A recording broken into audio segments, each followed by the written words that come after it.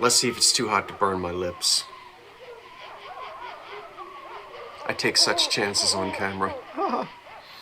I've seen people refer to chips as flea bites. I would hate to run into one of those fleas in a dark alley late at night. There's an old curiosity shop.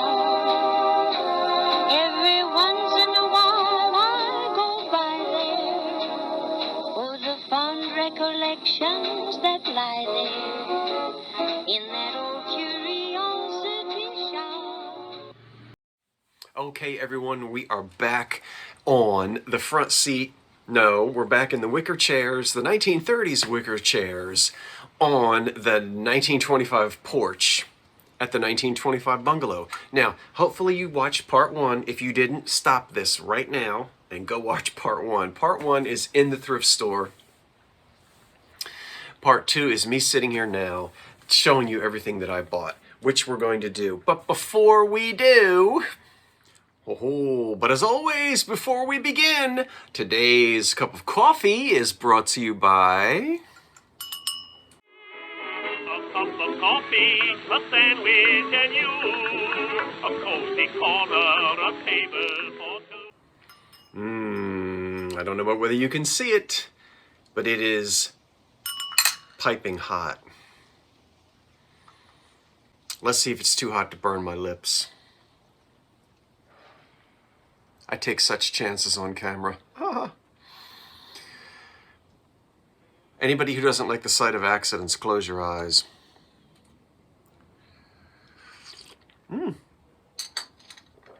Lovely. Oh, I didn't tell you who the coffee is brought to us by. Well, obviously. That's good old Peach Luster. Thank you, Anchor Hocking. And this is usually marked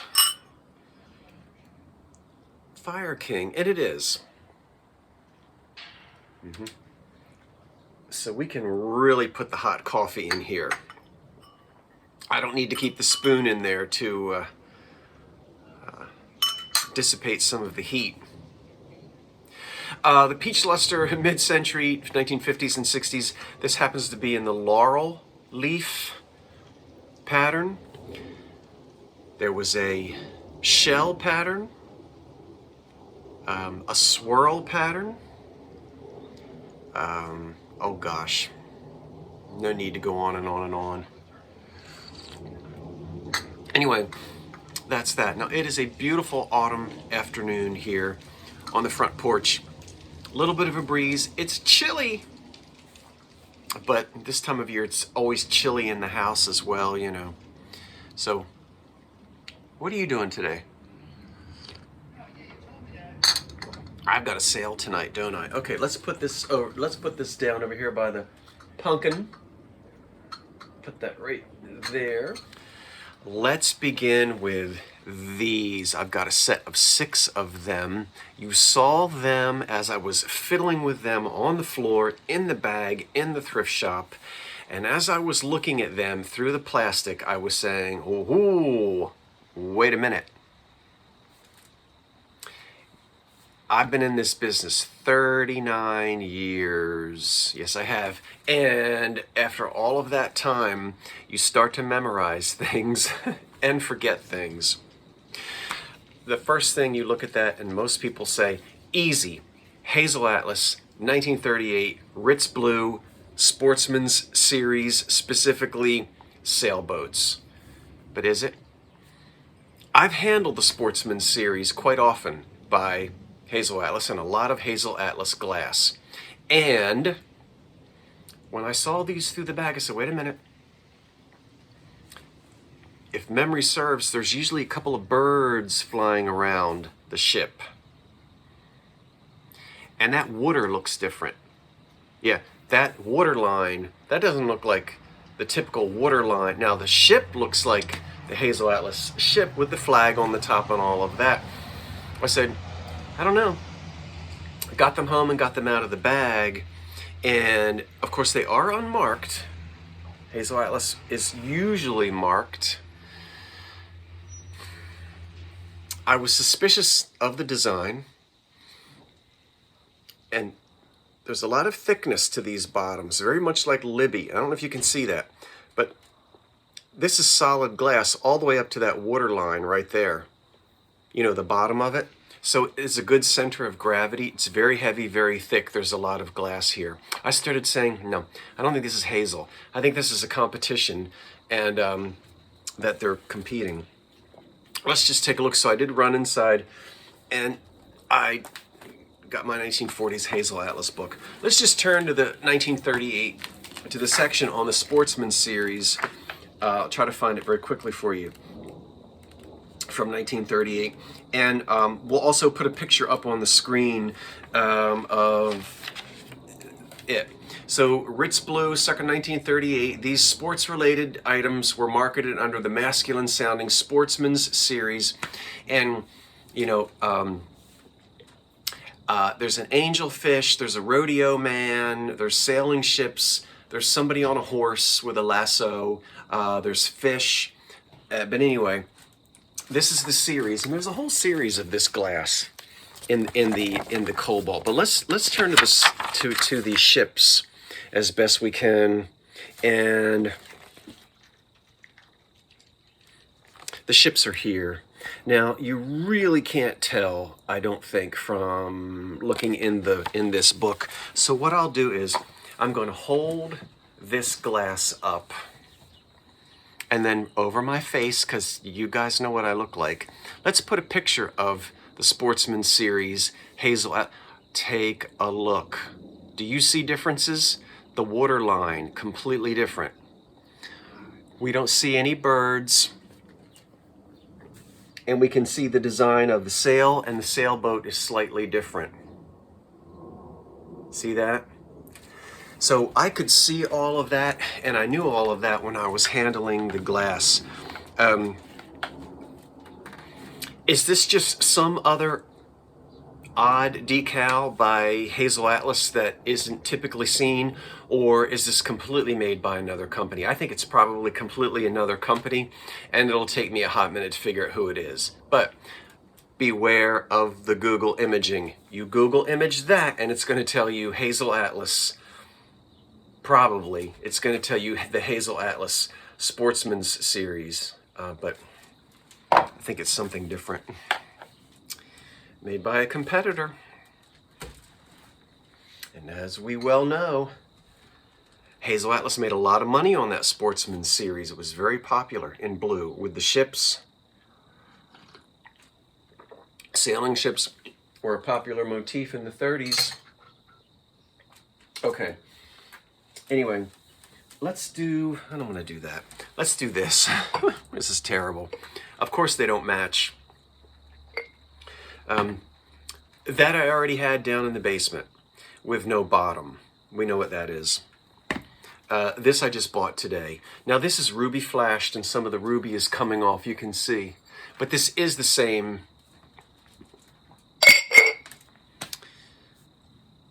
maker, the Indiana glass. So if this were green, it would match this. Anyway, we're going to throw it out there and somebody will buy it. There are a lot of people that collect these fairy lamps. I don't know if anybody combines the two colors, but it's a marriage is what that is.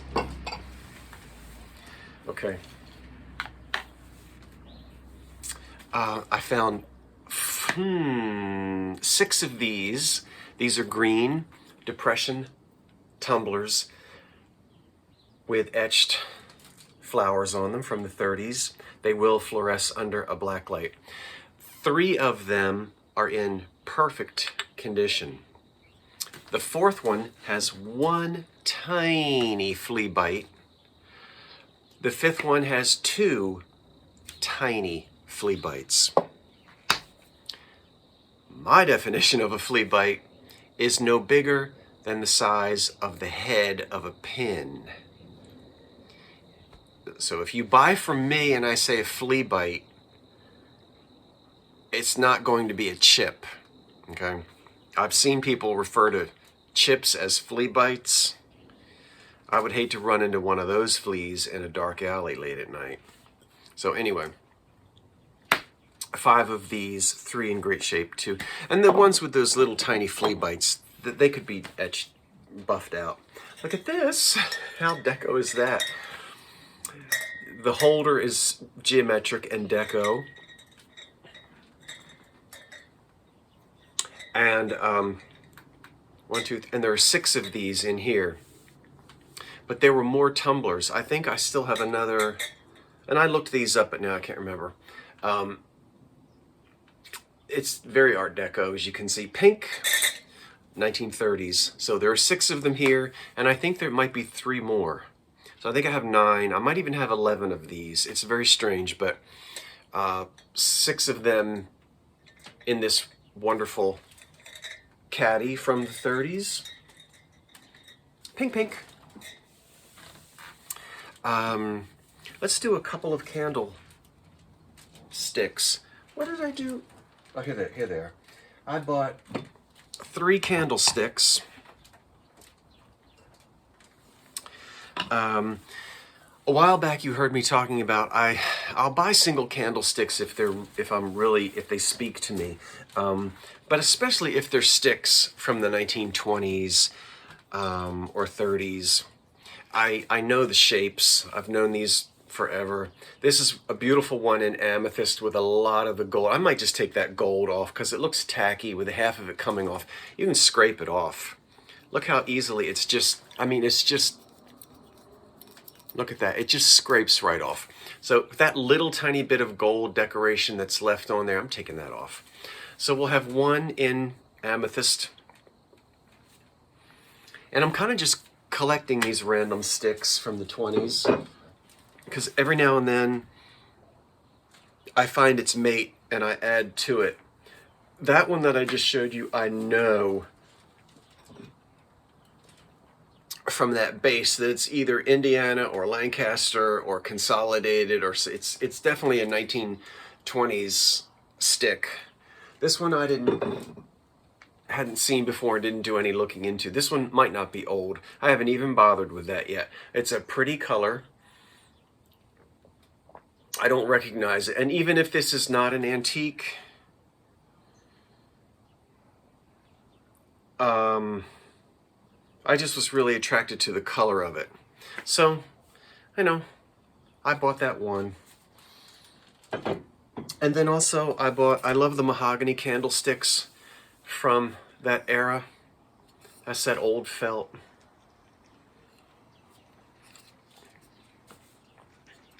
And so even in wood, it's, sort of the common everyday crystal candlesticks that I see over and over and over again. They're not worth me really purchasing, but these in beautiful colored glass and the wooden ones, I can still do something with them. So we have them. Isn't this little guy Jeanette? I don't remember. I think he's Jeanette. With the marigold, mid-century here, 1950s, maybe even 60s, but the marigold iridescence. So not an antique, but a pretty one, pretty colors, and a nice candy dish from the mid-century.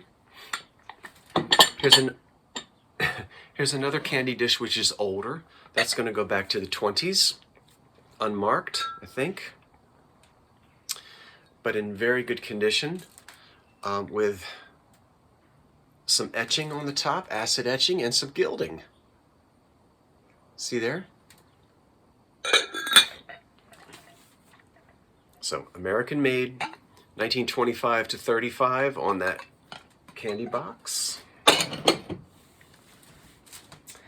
I've got a whole bag down here on the floor I'm going to hold up in just a minute. But I don't want this to get too cold. It's cooling off very quickly out here. It's a sunny day, but the sun is behind me now, so the porch is always the warmest in the morning. And I haven't winterized out here yet. I still have screens in, so. Okay.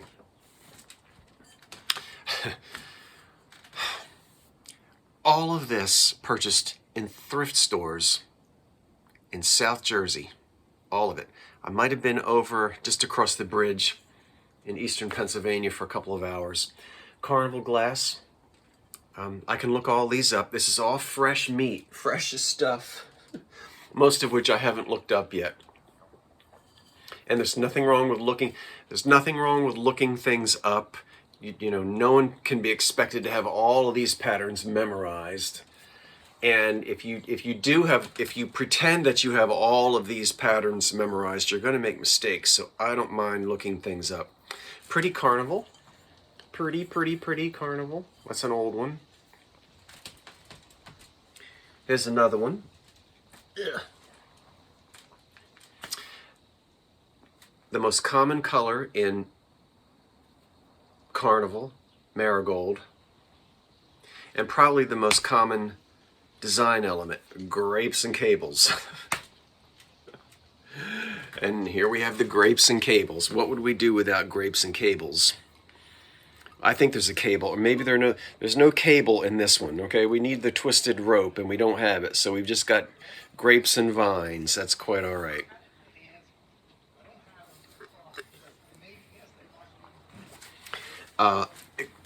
Carnival glass dating 1904 to 1930, roughly.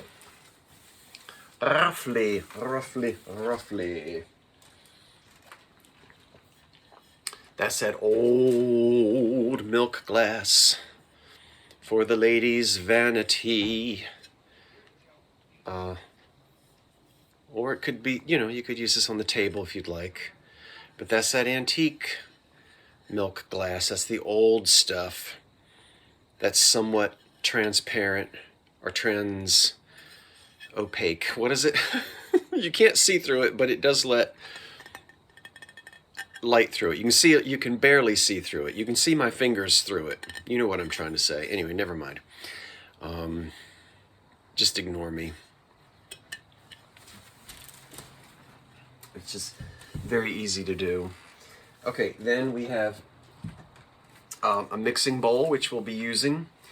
Oh, and the reason why there are no ginger snaps, because I ain't made none yet. But I've got my recipe, and I finally got a hold of some molasses. You might have thought that molasses was an endangered, but I finally got some.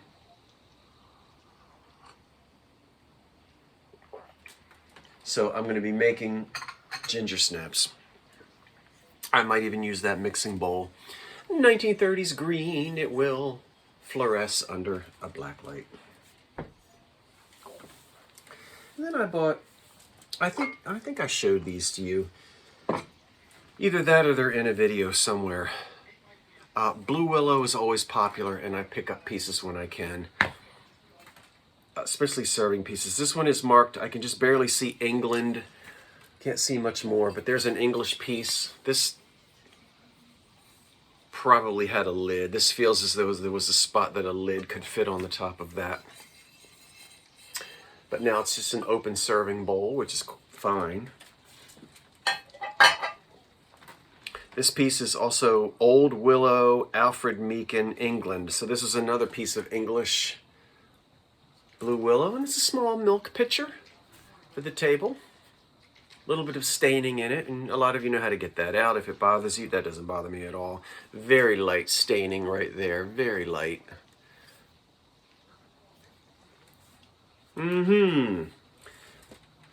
Always popular, the blue willow.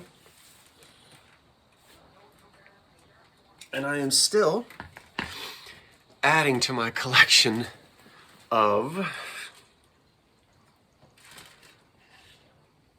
Now I'm going to ask you, what do you think? Does it look pressed or does it look cut?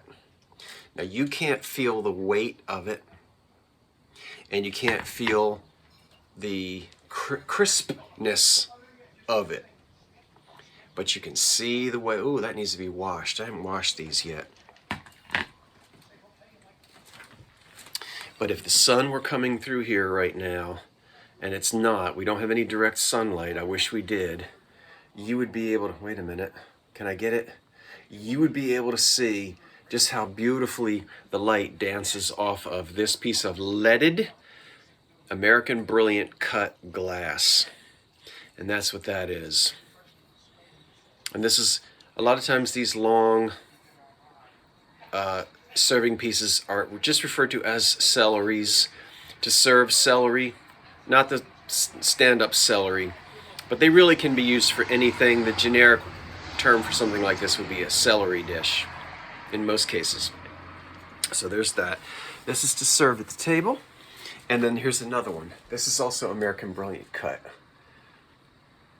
Just look at that. So I've got a ton now of American Brilliant Cut, and I'm just going to keep adding to the collection. And the last two things I want to show you are subject-verb agreement. This piece, which I filmed in the thrift store and knew it right away. Very iconic, unmistakable, and this was very popular. So Phoenix glass used molds, borrowed molds from the Consolidated Lamp Glass and Brass Company. I think that's the full name of it. So you'll often hear people say Phoenix Consolidated or Consolidated Phoenix. Unmistakable. So we would say this was made by the Phoenix Glass Company, but it's okay to say Phoenix Consolidated. You'll hear that. Oops.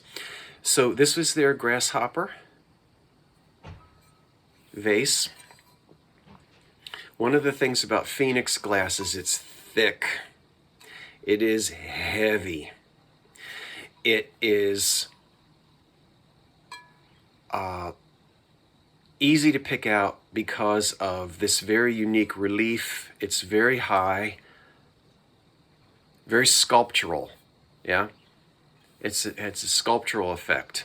And we've got these. Now this would come in any number of colors. And this dates to about 1930. Thrilled to pay $4.99 in a thrift shop for this. This is its frosted example. But when I say every color, I'm talking about opaque, translucent, solid colors, jewel tones, pastels. There's an example of this vase where the background is white. The blades of grass are green. The insects are, I want to say pink. I can see it, pink, green. And then you know the piece I've got inside on the phonograph, the dancing naked ladies in the pink and white. You've seen that. That's also Consolidated. So, made in Pittsburgh. So thrilled to get the crickets. Yes, I would have liked one in color, but I am not complaining to have paid that little for such a wonderful piece of glass. Unmarked. These had stickers on them, and there's a remnant. We can see where the sticker was on the bottom, but it's long gone. But you just get yourself a book on Phoenix, sometimes called Phoenix Consolidated, and start memorizing. This was a major pattern for them. Very well known. They did lots with nature, fish, insects, naked ladies. You know, anytime you can put a naked lady on something, it seems like some designer is going to do it. Now, oh, for Pete's sake, I forgot I have to go through this bag. What time is it? I'm not doing anything until my sale tonight at 8 o'clock. Yeah, right. All right, we'll go through that bag last. Let's do this. All right, you ready? This is a hot mess.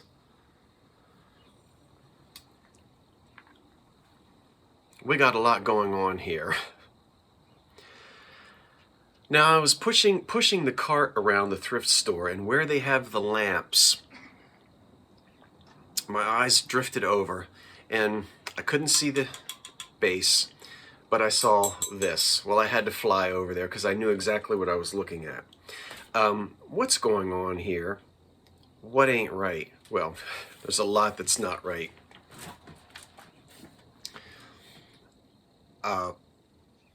Wrong shade.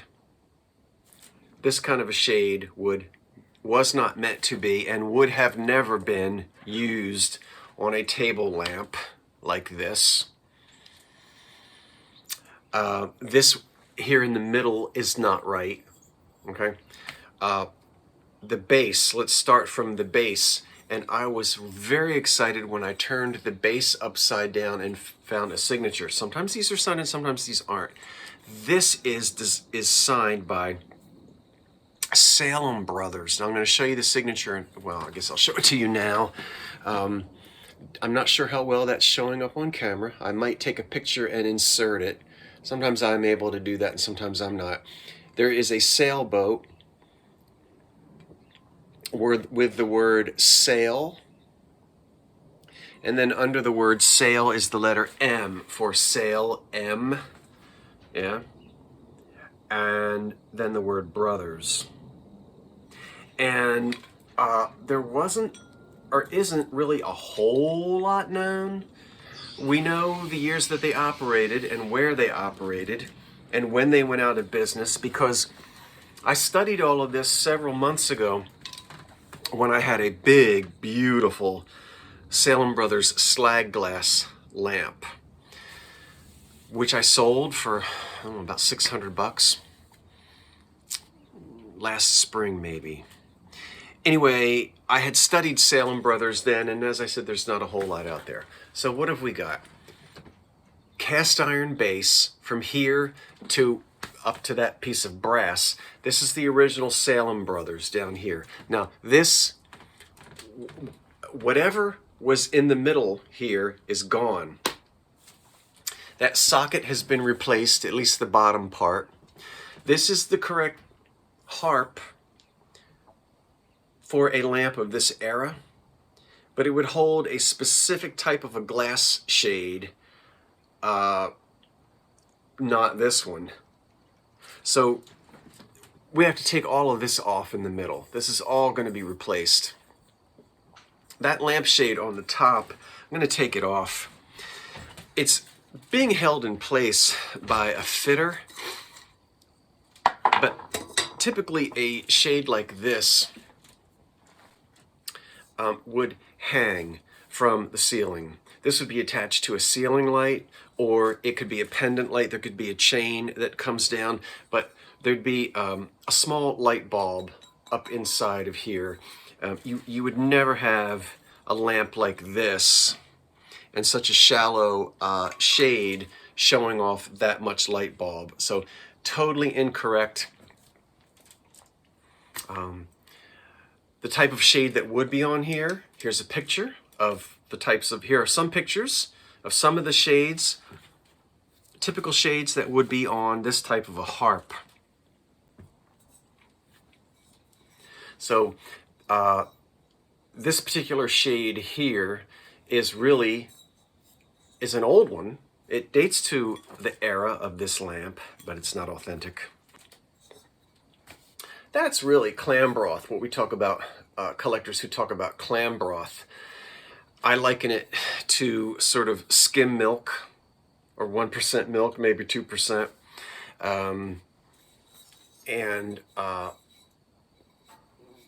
Many of the glass companies made shades.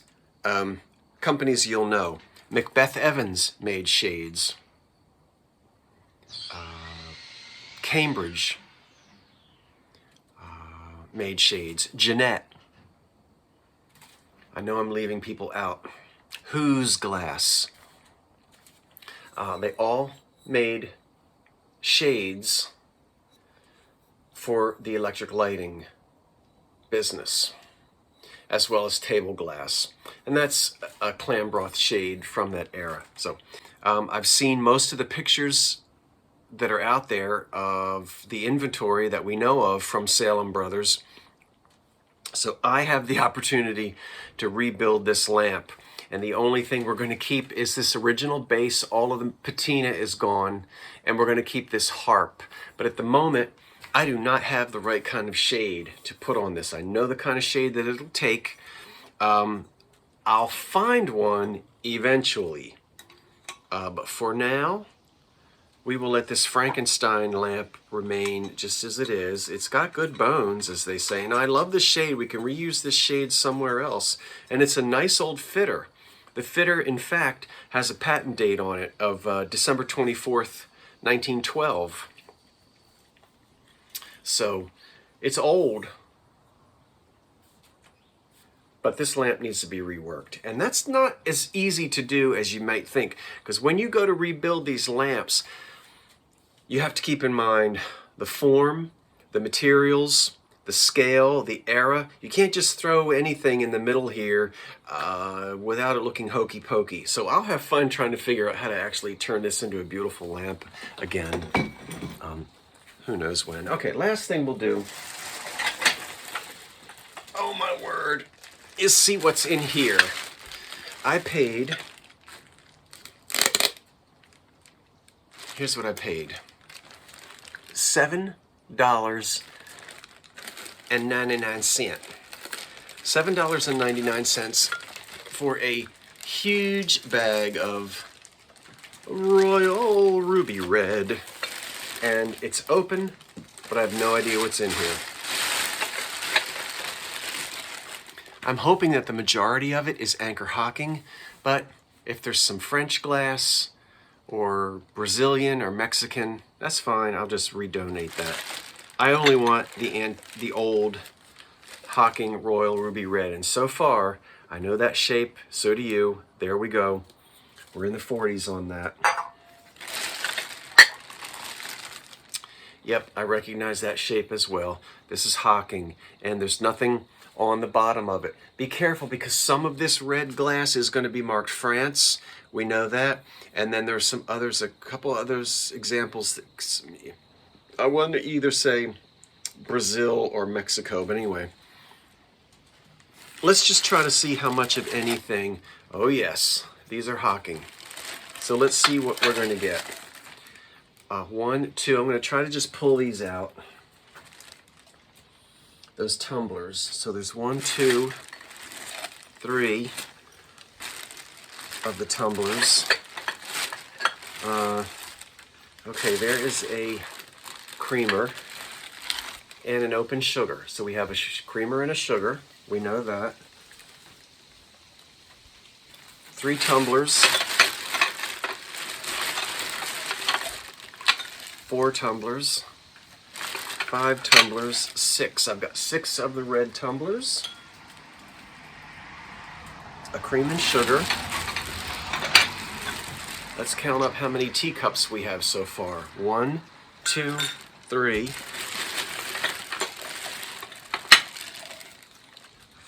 4. Now we've got 7 tumblers.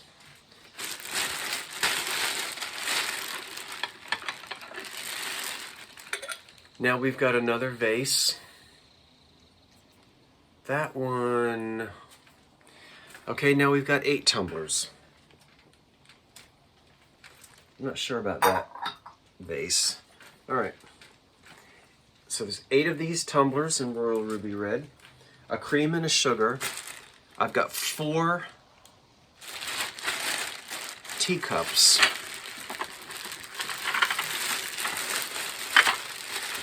And let's see what else is down in this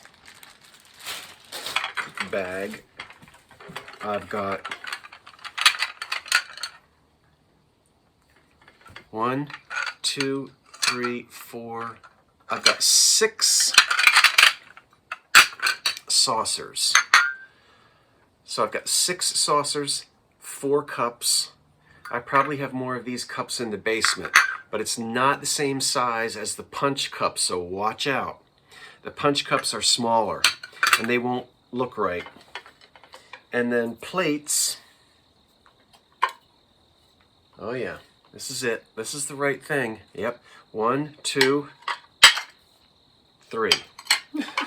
So 3 dinner plates. Okay. It's a jumbled up, mixed up bag. None of it's chipped, and I am happy to say it is all Royal Ruby Red by Anchor Hocking.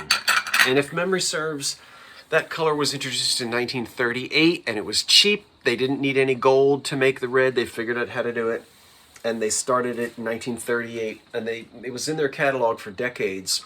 Forest Green came out in the 40s.